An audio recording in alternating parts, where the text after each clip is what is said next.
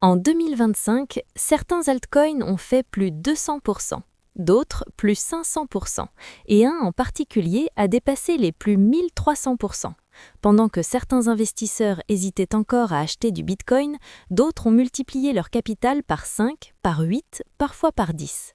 Mais la vraie question, ce n'est pas combien ils ont fait, la vraie question c'est est-ce que c'est déjà trop tard ou est-ce qu'il y a encore une opportunité ? Dans cette vidéo, on va analyser 10 altcoins qui ont marqué 2025. Je vais te donner leur prix en janvier 2025, leur plus haut dans l'année, leur prix en fin d'année, leur pourcentage de hausse, pourquoi ils ont explosé, pourquoi certains ont corrigé et surtout, est-ce intéressant pour investir aujourd'hui ? On regarde ça simplement et sans jargon inutile. C'est parti! Juste une petite mise au point. Quand je parle de DeFi, ça veut dire finance décentralisée. C'est de la finance sans banque. Quand je parle de TVL, ça veut dire Total Value Locked. C'est le montant total d'argent bloqué dans un protocole. Quand je parle de narrative, ça veut dire la tendance dominante du marché.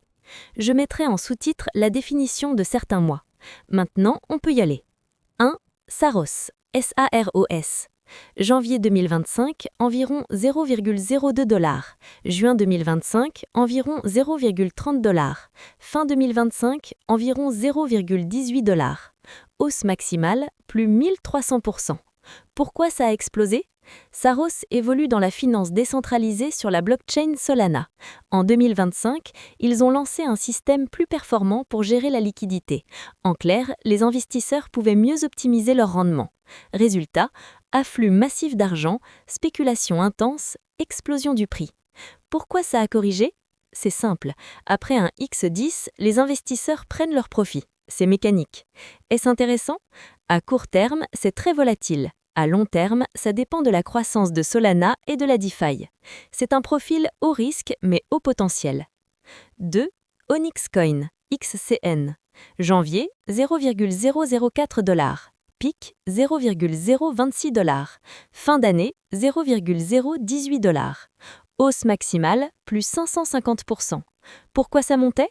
Listing sur Binance Futures, lancement de son réseau principal, activation de la gouvernance. En crypto, un listing majeur peut déclencher une forte spéculation. Pourquoi ça a corrigé ? Parce que l'effet nouveauté retombe. Les volumes diminuent. Est-ce intéressant ? Projet encore jeune, peut performer en cas de nouveau cycle haussier, mais reste spéculatif. 3. Maple Finance, SYURP. Janvier, 0,15 $. Plus haut, 0,65 $. Fin d'année, 0,52 $. Hausse, plus 288%. Pourquoi ça montait ?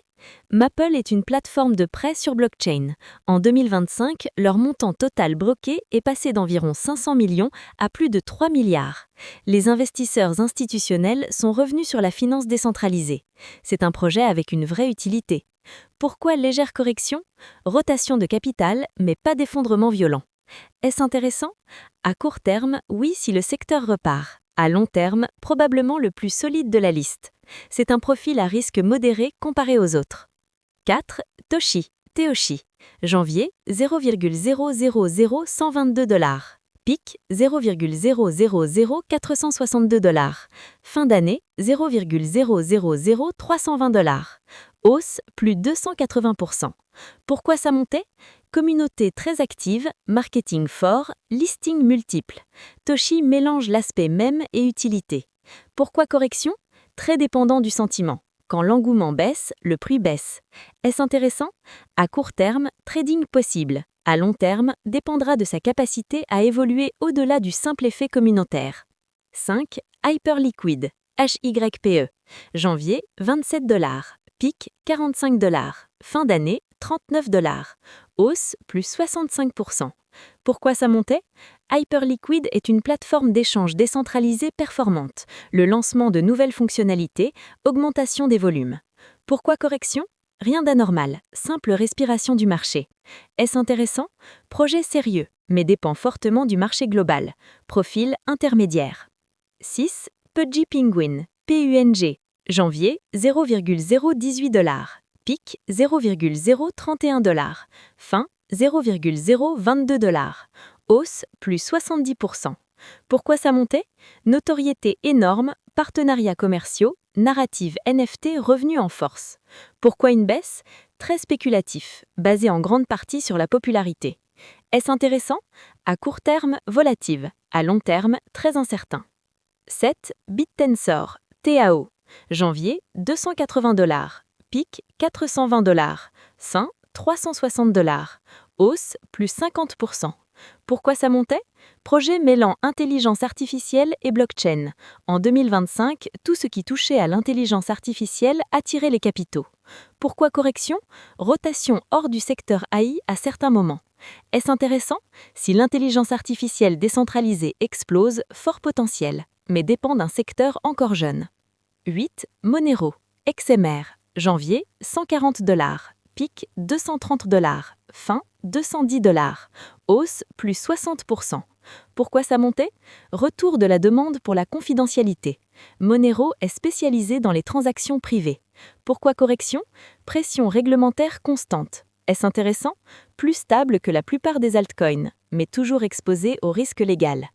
9. Zebec Network, ZBCN. Janvier, $0,08. Pic, $0,032.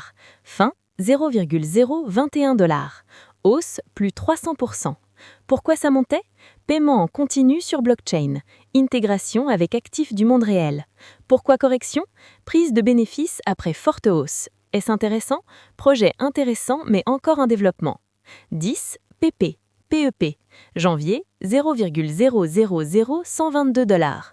Pic, $0,000277. Fin, $0,0001 Hausse, plus 120%. Pourquoi ça montait?